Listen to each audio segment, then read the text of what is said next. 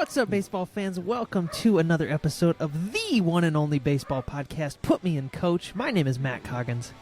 And my name is Carl Mizell. And when you said the, I thought you said just me. Welcome to me podcast, me folks. Me podcast. I thought we just had a format shift on air, I guess, but we Remember when didn't. Reddit, you used to have a setting where you could put it in pirate mode? That was Yes. what the podcast briefly went into, was pirate mode. Fair enough. I had a blast for those few fleeting moments. How are you today? I'm okay. I have my one day off in the middle of the week. We're recording in the daytime, if our visual audience can tell, but I have a random day off on a Tuesday, so we're taking advantage of it by potting on this Tuesday. So enjoying it. The weather's nice, so I have a homemade shandy on hand here. Ooh, and I have a cup of decaf. We are different people. Yeah, exactly. Well, you have to go back to work or Yeah, exactly. go get a kid. I am taking advantage of the fact that I have a pretty loose work schedule. So this is my lunch. This is how I'm taking my lunch today. I'm podcasting with my buddy. There's worse ways to do it, right? How you been today? I have been great. It's been a great day. The weather's a little less than ideal. So if you're looking at my side of the screen, it might not look too different from anything else because some storms are rolling in. So the cloud cover outside is a little intense. But I've got my B. Arthur doing the Run the Jewels hand symbol thing here, T-shirt on. I got my cup of decaf in the aforementioned off the air Dismemberment Plan cup. If you're a Dismemberment Plan fan out in the audience, congratulations. You're probably over 40 like I am.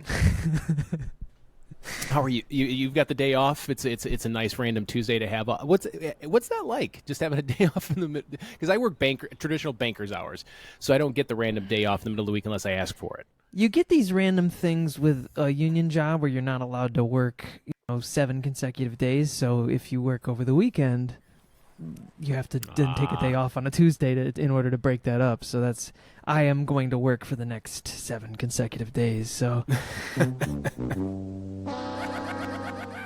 we're talking about baseball today, and today is another one of our world famous Potpourri episodes where we don't really have one particular topic we're going to talk about. We have a couple that we've been saving up just to talk in a mismatch, and I want to start with my big soapbox moment of the day.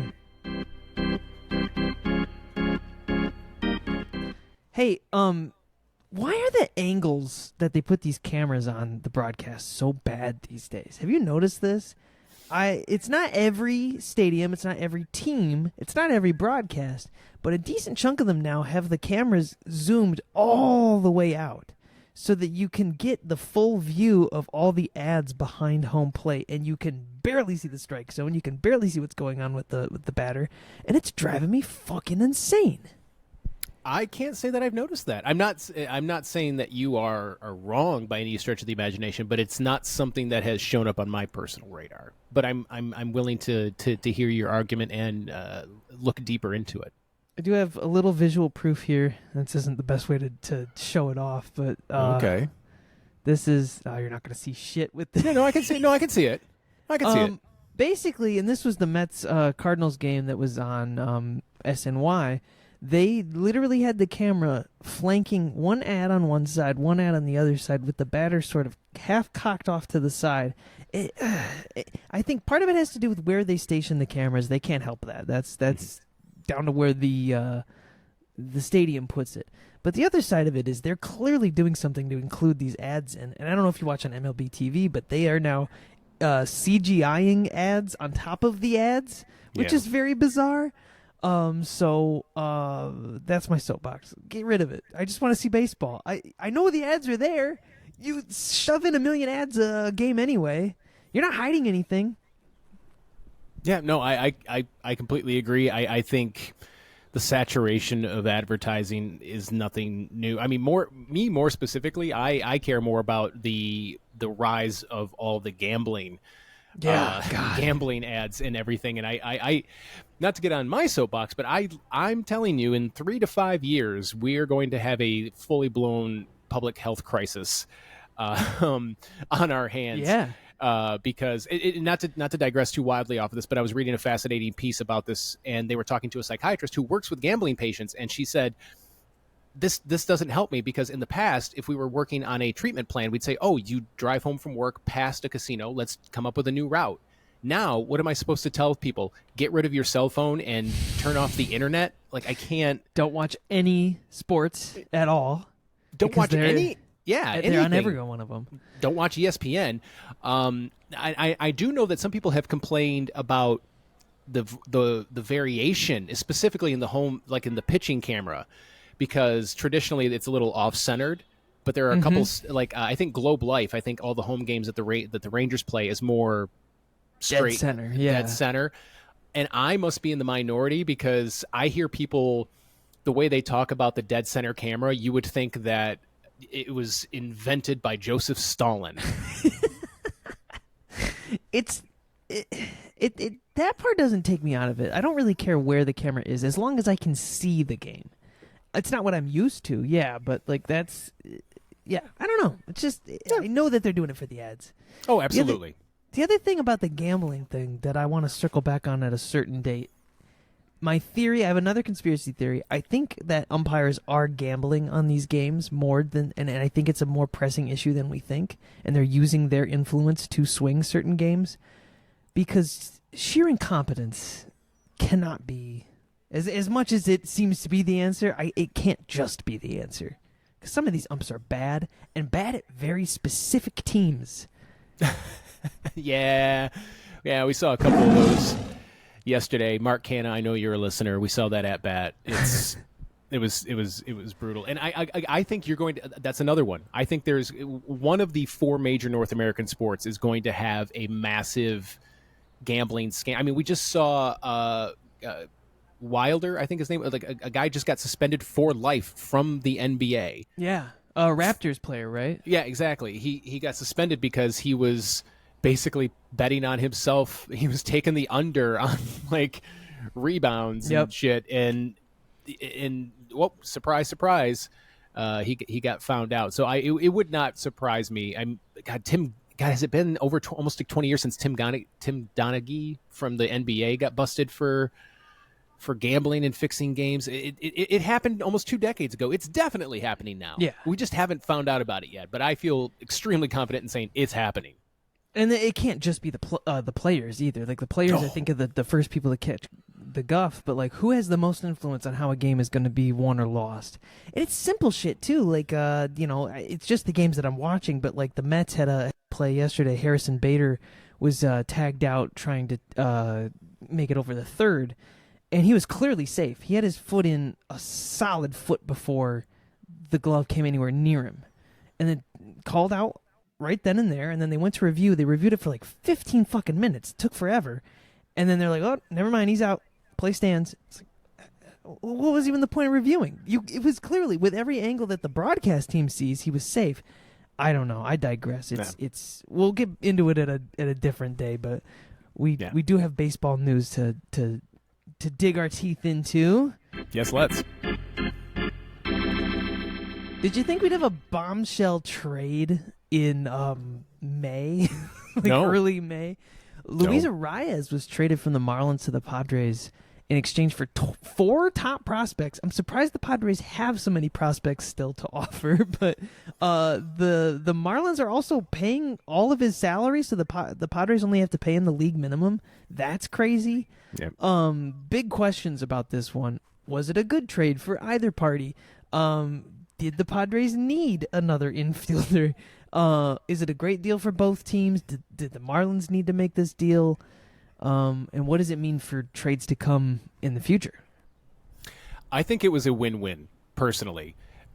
It's the Padres got a 2-time batting champion. They don't really have a place to put him, but they got a 2-time batting champion for the league minimum, and they've got him on team control through the rest of this year and next year. The Marlins got 3 of the top 13 Padres prospects, including I can't remember the guy's name, but their top center field prospect in the draft last year. Mm-hmm. And Peter Bendix, the guy that the Marlins brought in to replace Kim Ng, I kind of like it. It's just sort of like, hey man, Normally we'd wait until July to tell you we gave up, but no use in waiting for a couple months at this point. It's toast, especially with that division in particular. Exactly. You've got the Braves and the Phillies just duking it out at the top. The Mets are, hanging on, doing pretty well. So are the Nationals. Like, it's just if you're a bad team in that division, all hope is lost long ago. Yeah, just punt. Get what you can get from the players that you got, and they saw an offer that they liked. Of course, it did ultimately result in one of my favorite things to complain about, which is the irrational and completely off-base responses in our respective teams' subreddit. Why couldn't we get Arraez? Why didn't we do that? Why didn't we think of that? Like, no, maybe they did. I don't know. I don't think it's time to start selling just yet, guys. It's May 6th, and we've had a couple of rough games.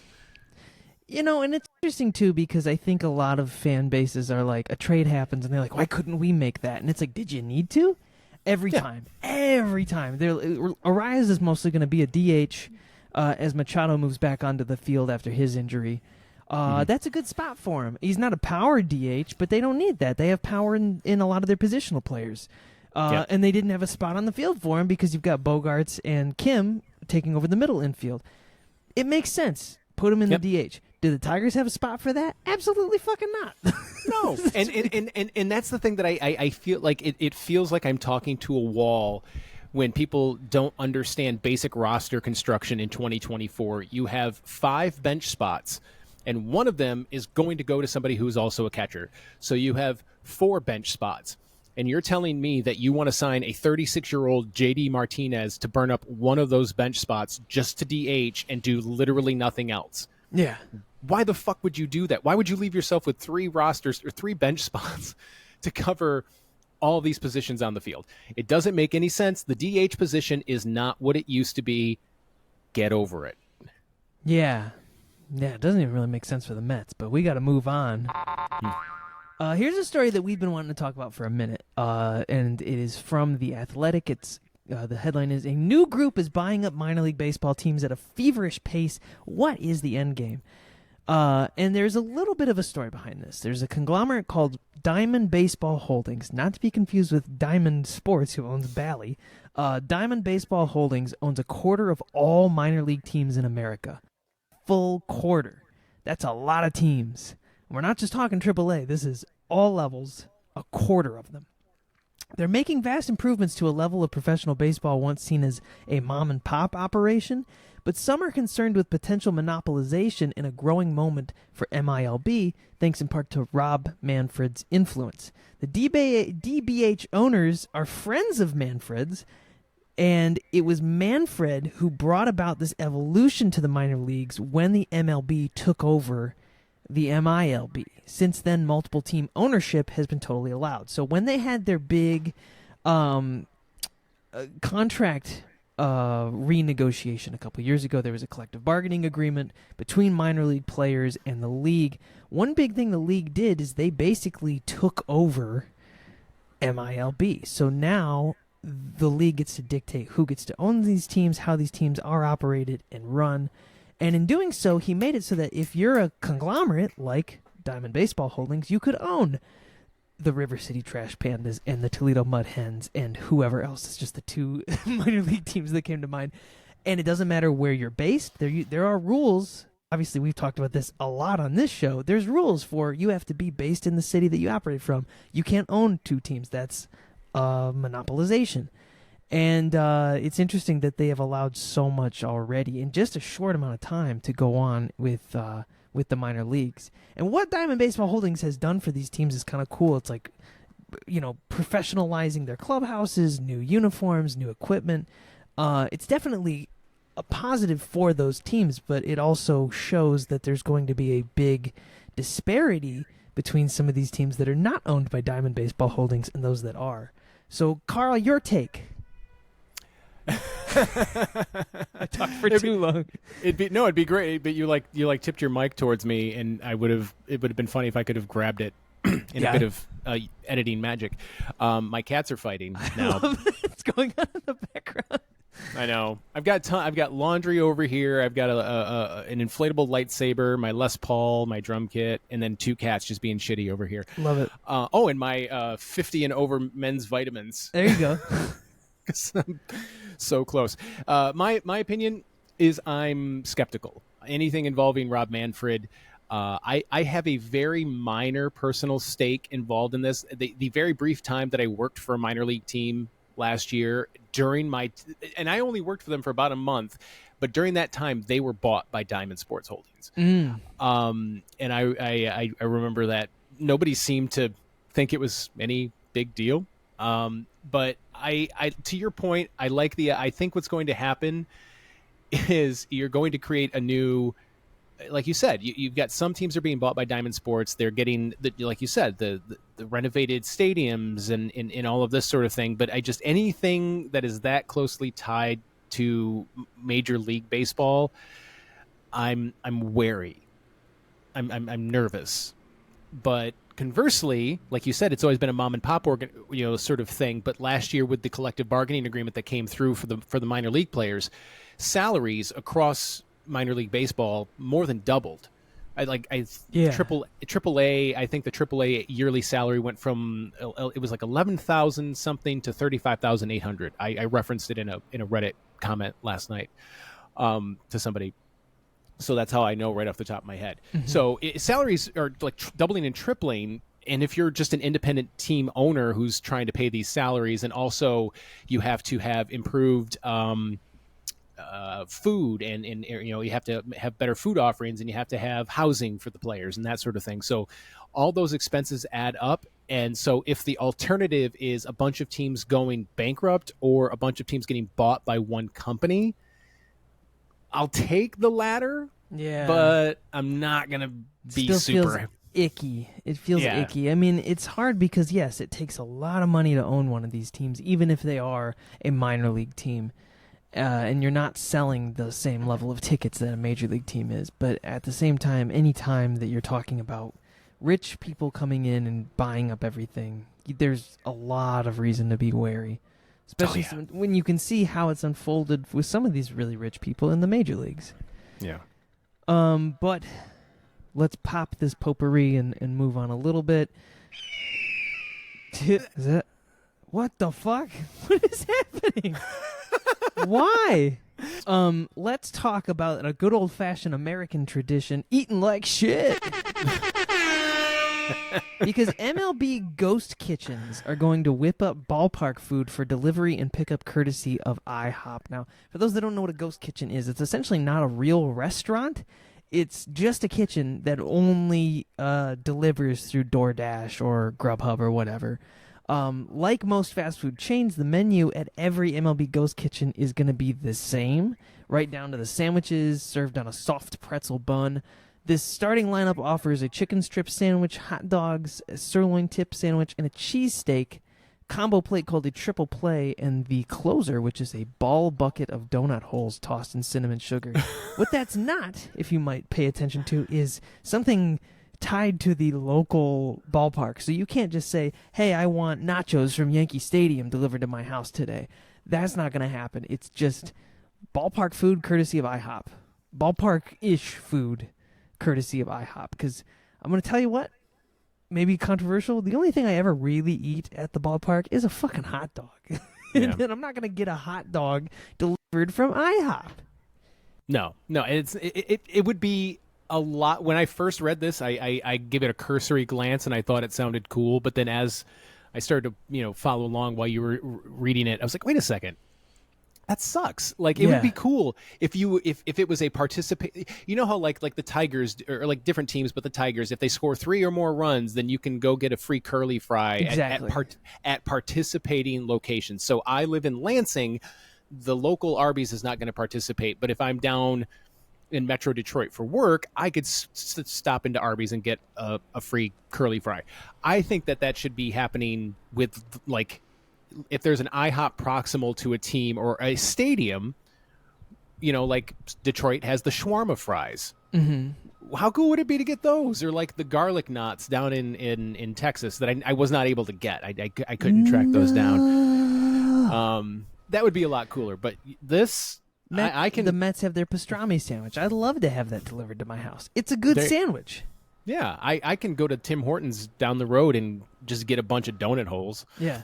And put them in a bucket. What's weird is this quote from the MLB executive that said, "We understand that not everyone has the opportunity to visit a ballpark, so we wanted to create ballpark bites for fans who enjoy that part of the experience from the comfort of their own home." This is just fast food, though. This isn't the ballpark experience. I don't understand why they're doing this. Yeah, it's a nice thought, but it's a poor execution. Isn't part of the flavor of baseball to sell them this specific kind of food in a stadium, and you want them to come to the stadium, spend money on tickets to sit in the stadium, and spend food money at the stadium? Yeah. Karen Timpone, you're not doing your job. No. You suck. Not unless you're charging $35 for a bucket of donut holes. That's really what it is. That is the American way right there. Yeah. Speaking of people not doing their jobs, Max Scherzer, not him, although he is not doing his job, but he's injured. Max Scherzer had a presser the other day. He, of course, is one of the chief player representatives in the union. He's also recovering from injury. He's seen a lot of stuff in the league this year. He was asked about robo-umps and incorporating them into the game, and he kind of balked at the idea because as he's been doing rehab assignments these last couple of years, he's had to interact with the automatic balls and strikes challenge system that minor leaguers have. We've talked about it a little bit on the show, but essentially every team gets a set number of challenges. If you believe an umpire got a call wrong on a ball or a strike, you can tap your helmet. They'll immediately look at StatCast. They'll say, oh, yes, it was outside the zone. Good job. It was a ball. And they'll reverse it right away. Very quick, very easy. Players are iffy on it. And a veteran like Scherzer said, I don't really think that this is the time yet to incorporate this in the major leagues. But what he did say, and I kind of agree with this take, he says, we should use the same system, but instead of making it an immediate challenge, you should use it to evaluate umpires. So if there's an umpire that's getting balls and strikes wrong on a very consistent basis, you send them down to the minor leagues and have them work on their craft down there. And I thought that was a great idea, a relegation system for MLB umpires. And some of them, your Angels Hernandez, your CB's Buckner, I think that would be a terrific way for them to keep their job, but be better at it or face consequences. Because right now there are no consequences for them being bad at their job. No, absolutely. And I think this combined, I don't want full robo-umps. Don't want it. I agree completely. Don't need it. I like the challenge system, like you said, the tap at the helmet. You can go right to it. We see it. This is an even better idea than that. And obviously you would have so many kinks to work out, but if an umpire, umpires work their way up through the minors and then eventually make it to the major leagues, why is that a one-way street? Yeah. There has to come a time where there is some level of accountability for umpires. And I think that is I think umpiring as a whole is better than it's ever been. We can't really compare it because we didn't have the technology. When people say that umpires are worse than ever, bullshit. You don't know. And that data's not out there either. Yeah, you don't know what some dude was doing back in 1974 in fucking Riverfront Stadium. Might have been butchering the strike zone. You don't know that. But now that we do have the ability to do it, I think there needs to be some level of accountability, because if a player doesn't perform well, they can get sent down, they can get DFA'd, whatever. Umpires, fucking above the law. They can do whatever they want, and they don't need a union. And again, we've said this before, we're an extremely pro-union show. We support most unions, but not all unions, like cops and umpires.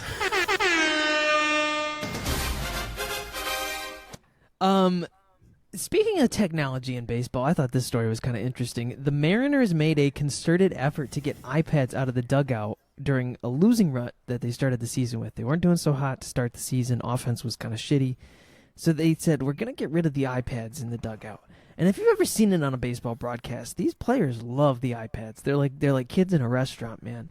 they will strike out or they'll make a play or the pitchers will go do an inning and then they'll go straight to the dugout, get on an iPad and look at the footage of everything they just did, or look at the StatCast data or the game day on MLB. And the Mariners made an effort to get rid of these iPads. There it is again. What the fuck? The Mariners made an effort to get rid of the iPads, and since then, they've climbed to first place. Granted, not the most competitive division in baseball right now, but they are in first place, and they have been winning some pretty crucial games. Yeah, I if it works, it works. You know, it's like if you take a pill, but it's actually a placebo, but you feel better afterwards. It wasn't really a placebo. Yeah. You know what I mean? Like, it fixed the problem. This, I think, is the same way. Sometimes it helps to just get out of your own head, to stop going back and immediately reviewing the footage. I do it with our other podcast that I host with my wife. I couldn't even tell you how many times a day I'm checking the analytics just to see how many more people have listened today, because it blows my mind that anybody listens to anything I have to say at any point. So I get that urge, but if they felt like they were getting too wrapped up in that, and they wanted to take it out, it's kind of like, you know, when you think you might be allergic to something, you start taking things out of your diet to figure out what it could possibly be. They took the iPads out, they started winning. Fuck it, it was the iPads. There you go. I think there's also, and I've noticed this, watching the Mets, comparing Carlos Mendoza, the new manager, to Buck Showalter, the old.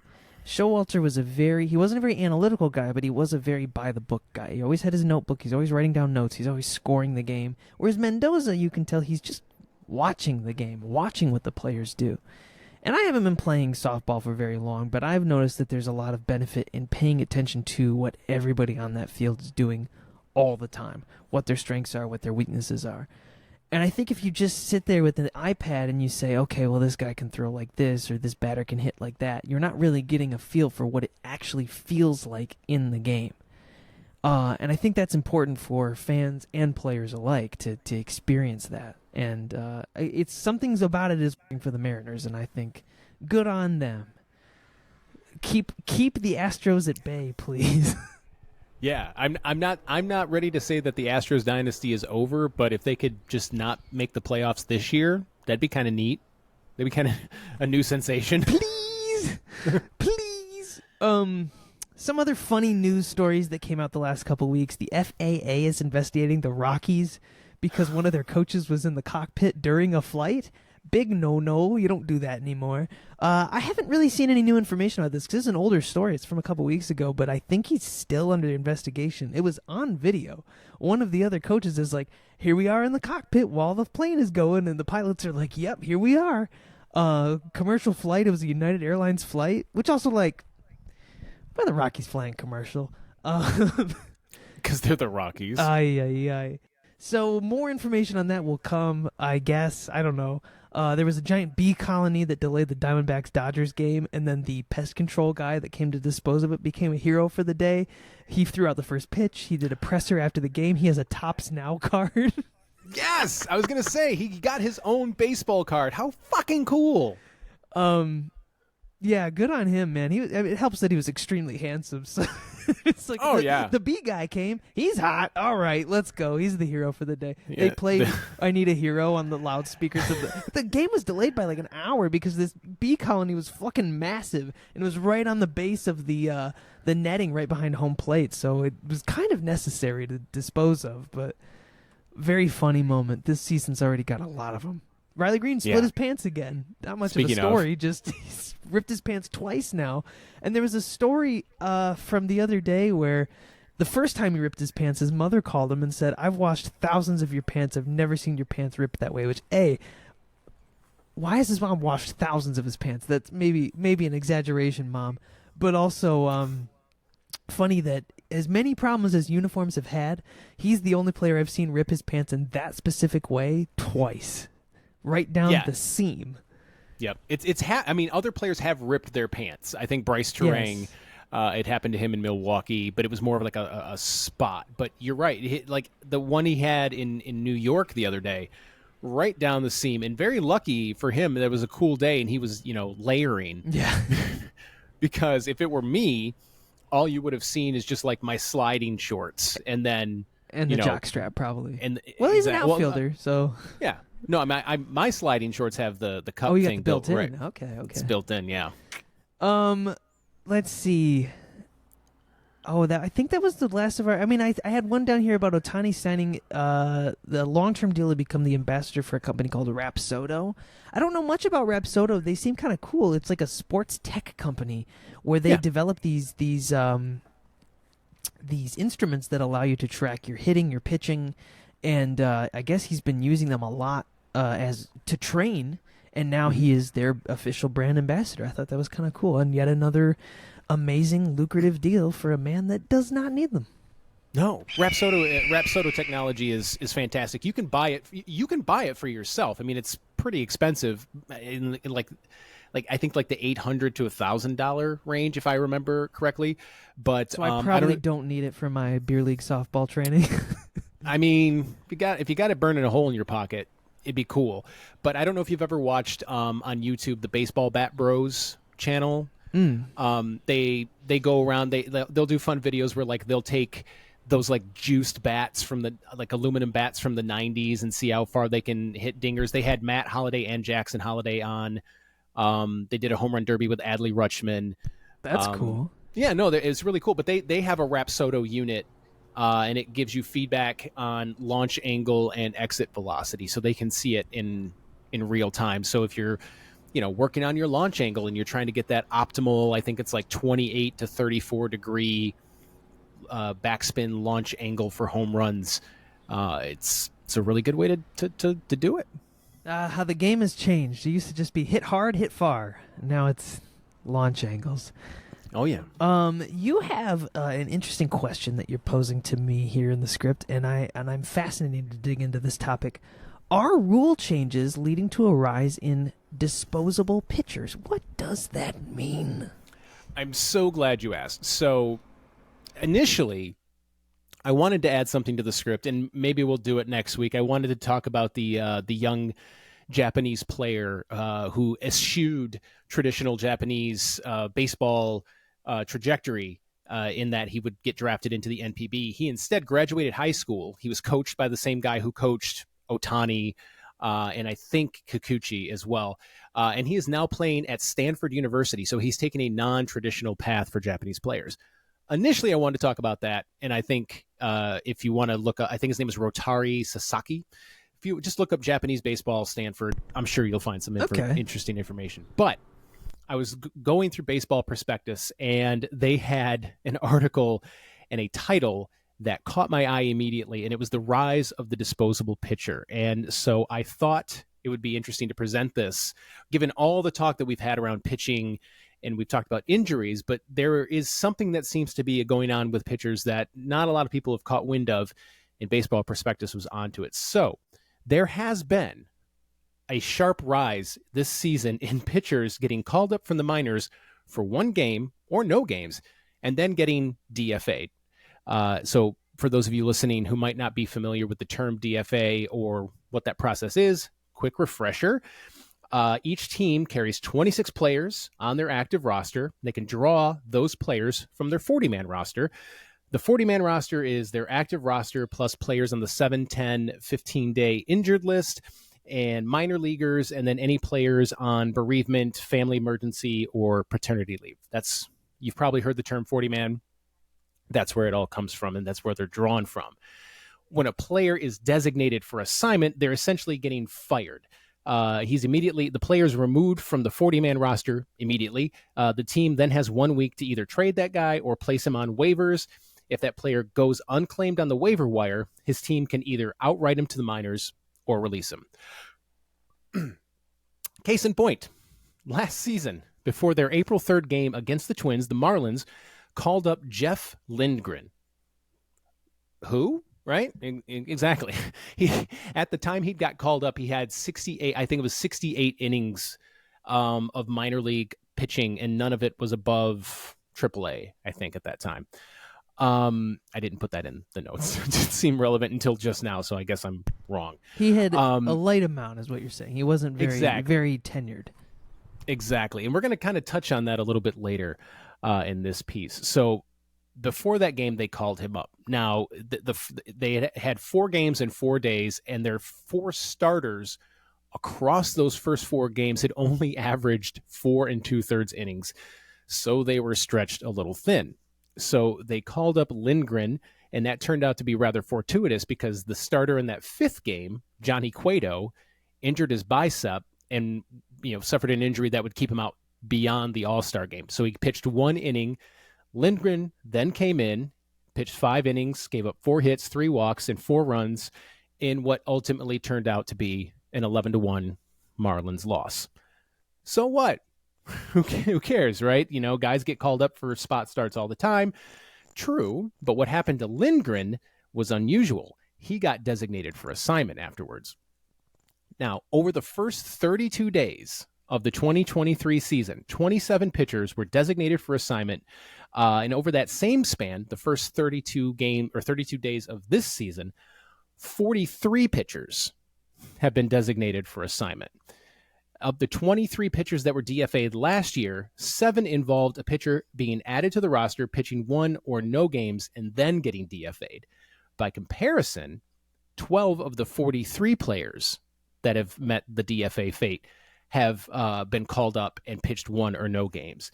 The aforementioned Jeff Lindgren went through that process 3 times last year, including the example that I mentioned earlier. So something, right? Is kind of hinky. It is a little weird, and I think for some teams, I've noticed this with the Mets, it's hard to even know who the fuck is in the bullpen outside of Edwin Diaz, because it's sort of like, wait, who's that guy? And before you know it, that guy you didn't even know a week ago has been designated for assignment.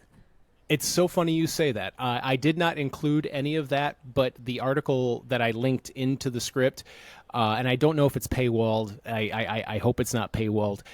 If it is paywalled, I'll try to figure out a way to get a shareable link because it's really fascinating. But they have an entire paragraph specifically talking about the New York Mets. And to your point, like they mentioned Joey Lucchesi, Reed Garrett, they mentioned, and then a couple other guys. But I wanted to point out a couple things before we talk about that. The Baseball Prospectus article that I'm pulling this information from posits that this trend could be the result of some of the recent rule changes that have impacted Major League Baseball, specifically the 15-day, the 13-pitcher roster limit, because every active roster has a limit on pitchers, 13. The 15-day minimum pitcher optional assignment. So any pitchers that are optioned to the minors have to stay down for a minimum of 15 days as opposed to 10 days for position players. And the 5 options per player per year limit. So this has actually kind of resulted in what you were talking about, which is lesser players or worse than average players are getting called up in favor or as opposed to a Joey Lucchesi or a Reed Garrett, although Reed Garrett is kind of a different example because he actually stuck. Right. He's been pretty solid too, yeah. Yeah, exactly. So now what's happening is that these other guys are getting left down in the minors, and they're calling up just any dude who has the bare minimum requirements for a reliever, which these days is a 95-mile-an-hour sinking fastball and a slider. Yeah. If you can throw those 2 things, great. If they go near the plate, all the better. Exactly. Well, it's interesting how, that's you could definitely chalk that up to how limiting that rule change is. It's just even if you had a great guy who's on the fringes, a quadruple A player, as some would call it, it's not really beneficial to move him up and down because you don't have that luxury. If you moved him up once and you might need him again in 2 weeks, well, too bad. You got to wait the 15 days. Yep. And so and that's what's essentially turned, real life general managers into fantasy baseball owners. Mm-hmm. They're just, I mean, seriously, they're just cycling guys through and bringing them up and sending them down. And the only difference is that this actually involves real people and their lives and their career. Yeah. So on the one hand, it gives guys a chance that wouldn't have otherwise gotten a chance, and maybe they can come up and catch lightning in a bottle and stick. But on the other hand, is this another case of, not really cheating, but, just trying to really stretch those rules where it's more akin to like, hey, man, I need you to know something. You're going to go on the 10-day injured list because your hamstring's not feeling that great. And they're like, oh, no, I'm fine. No. Trust me, your hamstring's not feeling that great. You're going to sit down for a couple of days, or right. Hey, all of a sudden, like a Kyle Manzardo gets called up to Cleveland right after the window closes for him to accrue a full year of service time. Of course. Just a coincidence. Just a coincidence. I mean, you can't even really juice those injured lists anymore because of a certain Billy Epler from the Mets who got busted for it. So oh, yeah. It always comes down to fucking over the Mets. That's very interesting, Carl. I definitely feel like some teams have those, just the 5-6 guys that and trust, and you're like exactly when the manager's going to put them in. And I feel like a lot of the other teams, especially those on the fringes, are sitting there like, who is that? When did we pick him up? When are we going to see him again? Ever? Who knows? I don't know. There's a guy named Michael Tonkin who's kind of had this story this year where he started with the Mets, got designated after blowing 2 games against the Tigers, ended up with the Twins, got designated after blowing a game against the Tigers, and then he ended up with the Yankees, and we thought, oh, for sure, he's going to blow a game. They never put him in against the Tigers this past weekend, so his job is still safe for now. Just keep him away from the Tigers. Yeah. His name came up in that article, funnily enough, because again, like they pointed out a bunch of different examples that have happened, and then they talked about how the Mets seem to be really gaming this particular system. I mean, bullpen has been one of their strengths this year, and it's one of their weaker things the past couple seasons. So if this is what it takes to get a working bullpen, it sucks for the players, and I'm sure the players' union isn't super happy about it, but you got to do what you got to do, if you know what I mean. I wanted to finish this episode by doing a little check-in on the state of the season, because it's been a bit of a weird one, I think. A lot of surprises, a lot of not-so-surprising things. So, Carl, if you'll indulge me, I think we could just talk a little freely about what the fuck is going on this year. Let's do it. Offense is really down. I think the average is currently floating around 230 for the league. And a lot of stars, like your Aaron's Judge, your Bryce's Harper, aren't really hitting very well. They're compared to their normal. Compared to the average player, Aaron Judge is probably still more desirable to have on your team than Zach McKinstry, but compared to what he's capable of, he's been off to a really slow start, and slow start seems to be the thing you say about a ton of players in this league. A big thing that kind of popped in my mind was spring training, and this was in an article. I think this was also The Athletic. Let's see. Yes, this was The Athletic. So I'll have this linked. And it's just basically like, what the hell is going on in the season right now? Spring training being important seems to be a big aspect of this, too, because a lot of those Boris clients that didn't sign until the first week of the season are struggling, especially, what's his face? Me too. The NL Cy Young winner from last year.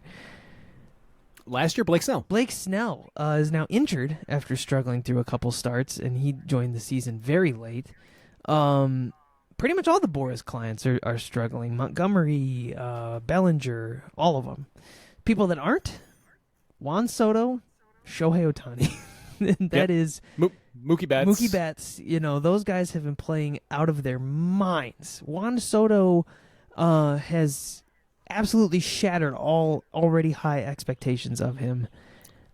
And Ohtani too. Ohtani is probably in line to win the MVP award despite never even throwing the ball as a pitcher this year. No. You know who I've been really surprised by? I was Alec Boehm. Alec Boehm's been really solid this year. And last I saw, he had like a 368 average and a bunch of doubles and quite a few homers, if I remember correctly, as well. But I always thought that he was going to just sort of cap out as a perfectly cromulent third baseman. He might hit 250, he might give you 20, 25 home runs, but he seems to have really finally got his shit together. Yeah, one of the best hitters. Actually, he is the best hitter on the team.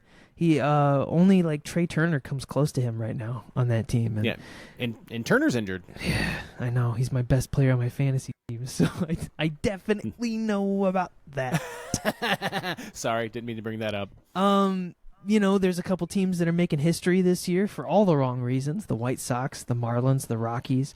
Some have theorized if one of these teams is capable of breaking either the contemporary record for worst season, which belongs to the 1962 Mets, the contemporary AL bad season, which is by the 2003 Tigers, or even if it's possible, the worst record in baseball, which belongs to the 1899 Cleveland Spiders, as we in this podcast audience all know about.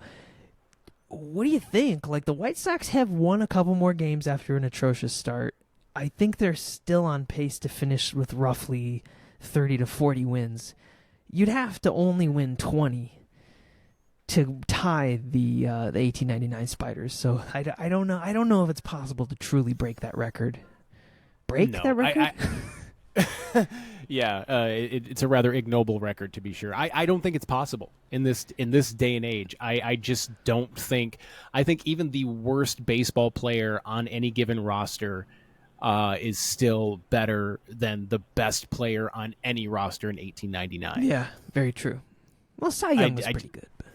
Yeah, and there's just so much parity these days. And to your earlier point, not to sidetrack, but I'm actually working on a project, and I'll tell you about it off pod, but I'm working on a project to determine if offenses are as bad as everybody says they are, because I don't think that offenses, or hitting specifically, hitters are as bad as everybody thinks they are. So I'm putting something together. I'll have it ready it popped into my head late last night, and I started working on it. But I'll have it ready by next week. We are in an interesting time in baseball where we're post-Spider Tech era and post live ball era, bouncy ball era. So whatever this era is, we don't really know if it's going to favor pitchers or hitters. And, getting rid of the shift, we still haven't really seen the results of that, the pitch timer, stuff like that. There's so much going on still that is very new to the game. So, and it's only May. This episode's coming out May 8th, so it's only the very beginning part of May. You don't really know how many of these teams are going to go off. Like, Ronald Acuna Jr. hasn't really been his best. No one has any doubts that he's going to. Mookie Betts has been amazing. Does he keep that up all season? Who knows? Freddie Freeman hasn't been that good. Shohei Ohtani has. Who knows? But it's interesting. Okay, so one player that the greater baseball community has put so much lauding on. Now, you have said in the past that Juan Soto is the most overrated player in baseball, and I'd like to say my hot take is that title belongs to Bobby Witt Jr. Oh, yeah. No, and let me clarify something. I was wrong. Just to be perfect... He wanted to let me know too. The car horn was not me. Yeah. I said that in the context at the time of whether or not he was going to become baseball's first $500 million player. Right. And I was like, well, if Ohtani isn't, then Soto isn't, because Ohtani clearly brings more value, but Ohtani has, surpassed that irrespective of how his contract breaks down. Juan Soto has proven me wrong in that regard. To your point, I would hear this argument that you're making. I think he's fine. The Royals have gotten a lot of credit this season so far because of his output and Salvador Perez's output. Now, granted, they are hitting, and they're hitting well, and they're hitting really clutch stuff. Bobby Witt has a real talent for hitting bad pitches and making hits out of them. The rest of that team, so, two guys I think that are pretty solid. The rest of that team swings at the first pitch and kind of just hopes that it turns into a hit. They're incredibly aggressive, and we noticed this when they played the Tigers last week. They're so aggressive that if that aggression doesn't really work, there's no backup plan. Like, they have great pitching, but if they keep grounding themselves into outs, there's no big clutch hit coming up aside from Bobby Witt, who hits at the top of the order. And I think Bobby Witt is fine. I think he's good. I shouldn't say fine. He is good. I will say this. He's a good player. I'm not an idiot. I can see that he's good. But everybody's treating it like he is the heir apparent to the greatest player in baseball title, and I just don't really see that. He's defensively solid. He can hit pretty well, but he's not even really the best hitter in the AL Central, let alone the AL by any stretch. I don't even think he's the best hitter on his team. I think that's Salvador Perez. And that's been very clear this year.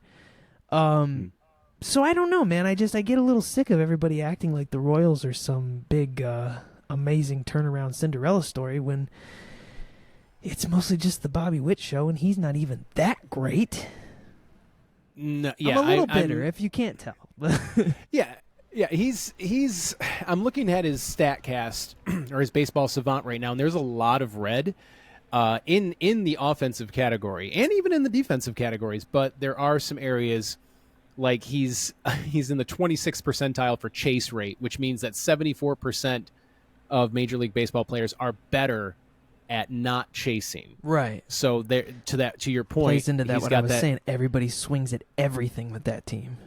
Exactly. He's got his sweet spot percentage is not great. His whiff rate is not, or his whiff percentage is not great, and his walk rate is not great. So I don't have anything in front of me. There are some other stats that you can look at that are usually indicative, like BABIP, batting average on balls in play. He might be getting really lucky right now. Like, I'm looking at his spray chart, and a lot of it literally is like, a lot of his hits have come in the infield and within the first third of the outfield.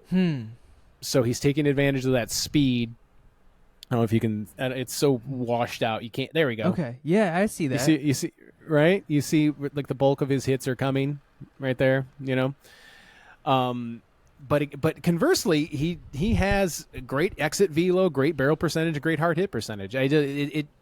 All of that is to say, I think the book is still being written on him, and I'm with you. I'm not ready to just anoint him the next, great shortstop. I need to see more. What really pissed me off, if I may, and this is definitely just bitter Tigers fan. I've listened to a lot of baseball podcasts. Almost universally, they have all said in the past week, the Tigers are a worse team than the Royals, which standings-wise is true at this moment. But the Tigers are a worse team than the Royals, and Bobby Witt, the star of the Royals, is a better player than Riley Green, the star of the Tigers. I think neither of those things are true. I think that the Tigers are a better-shaped team top to bottom on the lineup, which is not saying much because they're kind of shitty right now. And I do think Riley Green is the better player of the two, just doesn't really get the props he deserves. And a big part of that is positionally, I think being a shortstop gets you a little more attention than corner outfielder, but I don't know, man. I don't know. We'll see. Hey, the season's young. The Tigers already took a series against the Royals, and Bobby Witt didn't really hit too much in that series, so there's this mind game that I think a lot of people kind of take out of the equation when it comes to the pitcher-batter relationship. You don't have to pitch to a good player. You don't. No. The Mets, the way they beat the Dodgers during that series, they did not pitch to Betts, Ohtani, and Freeman. The rest of the team couldn't do damage. They would literally put those guys on base. They would load the bases, nobody out. Wouldn't bring them in to score. And that's just kind of, you can beat teams with one or two good players if you don't let those players do damage against you. Yeah. One of my proudest sports prognosticating moments was I correctly predicted that the Detroit Pistons would beat the Los Angeles Lakers in 5 games back in 2004. Nice. That was my guess. But my reasoning, as simple as it was Shaq and Kobe. Yeah. That was it. You didn't really have to worry about anybody else. Just shut those guys down. It's the same thing. Yeah. Now, Will Smith, their catcher, is having a phenomenal year. at the plate. But again, Muncy, Rojas, Hernandez, Teoscar Hernandez is cooling off. Kike Hernandez is cooling off. I think Gavin Lux he's just there. Playing? He's just there. He's there. On the field, I think. I don't know. They might give him a bat. I don't know. I don't know if they trust him with that. You and I both got on the record as saying that the Dodgers will probably win the West, but it won't be as as thoroughly dominant as a lot of people predicted it would be. Yeah, and props to them, props to Shohei. It's a strong start and clearly a great acquisition. Same with Soto. Soto's the best hitter on the Yankees by far. And if you get past that first third of the lineup, you're pretty good. Like if you get Soto, Judge, Verdugo, Stanton out, you don't really have much else to worry about with that lineup. No, Volpe's fine. Pretty good. Yeah, but Oswaldo Cabrera, Austin Wells, their new catcher, Rizzo's doing pretty good. He hit that bomb off of Scooble the other day, so Look, I am bitter. The Tigers started great. Now they're not doing so great, but still a winning record. It is an increasing challenge to want to talk about baseball when the games piss me off so bad. But but that is why we are here, to talk about the sport that we love and sometimes hate. But this was our Potpourri episode. Any final parting thoughts, Mr. Mizell? No, I'm happy to keep doing this and keep having talks with you. Oh, real quick, let's wrap up with our thoughts on the Detroit Tigers City Connect jerseys. Thank you for bringing it up. I don't hate them, but I don't really like them either. I was gonna buy one. I was like, if these are good, I'm gonna buy a Riley Green one. I'm gonna wear that to the games. And I don't want to buy one. They don't look that special to me, No. I thought that the Mets one was really good. I thought that the Rays one was really good. And the other one we had this year was Philly, which I didn't really like. So I put the Tigers somewhere in... And Tampa. Oh, yeah, I was going to say the Rays one I liked. I liked that one a lot. Oh, yeah, that's right. I'm sorry. Yeah, sorry. So the Tigers one I put solidly in the camp of it's fine. It's not great. No. Not worth the money. Well-intentioned? No, I like some of the features. Like I like the VIN. They have the little the vehicle identification number thing with the first year and of the existence and all the championships and the 313 patch and the tire treads. Okay, that's all fine and good, but it just like you and I said, it feels like the feedback they got on some of the earlier ones was so overwhelmingly negative that whoever is designing these now has just been just boring, boring. Make as it inoffensive look as possible. Exactly. While being different, it has a vibe of the NBA alternate jerseys now. A lot of people have said they look like softball jerseys. Which I think is accurate. But I really liked some of the ones that were widely panned. I love Colorado's. I love Colorado's. I love San Diego's. I really like San Francisco's. I liked Arizona's. I shouting out all my favorites right now. There you go. But I think we're in the minority. I think a lot of people don't like those. Interesting. So I think whoever was doing it before was trying to get a little adventurous. Oh, Boston. I think Boston's are probably my favorite. The yellow with the blue. I think they're neat as hell. I'm so glad I got to see them a couple years ago when I went to visit Fenway. They wore them that night, and it was cool as hell. So I think somebody just got cold feet and was like, I'm tired of the negative. Yeah. So just guess what? You get black and another color. Bailey from Foolish Baseball had a great tweet the other day that was like, I think my big problem with a decent majority of these City Connects these days is they look like they were designed by somebody who had never been to the city before. Yeah, and he was like, I've never been to Detroit before, but if you asked me to design a jersey, I would come up with the 3 elements that they put on that jersey. And that's the feeling that it gives me. I've been to Detroit. There's so many things you could have put on that fucking jersey to relate to the city specifically. I don't know, do they hire local designers? Do they partner with people from the community? Because it seems like a no-brainer, but I honestly don't know if they do. No, I mean, how cool would it have been if somewhere they hit a whale on the jersey? Yeah. Like, and I'm not even going to explain why that would make sense. But if you're a Tigers fan, you know why it would be cool to have a whale on the jersey, or maybe a giant arm hidden somewhere in there, or a coney dog. That sort of thing. A coney. Like, there are so many different things that are so integral to the experience of Detroit, and these are just a couple that we thought of right now that you could have gone with. Different colors. There has to be something. There has to be some sort of city flag, or something important about the history. You could have incorporated the history of the Detroit Stars, the Negro League team that played here and still has a stadium right up the road in Hamtramck. Anything, but instead you were like, well, what's the area code? They make cars, put some tires on it, and and we're done. Like I said, and we're done. I liked the VIN. I thought that was cool. But otherwise, yeah.